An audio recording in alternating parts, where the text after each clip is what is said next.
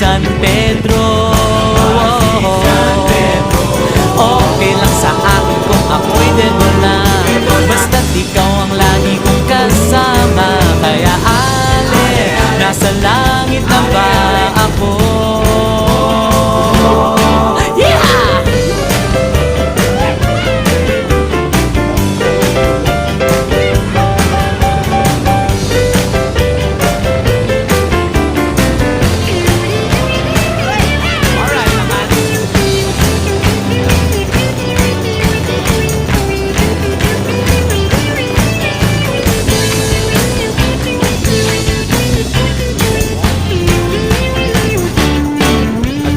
Pasko, niyaya ko na siyang pakasal.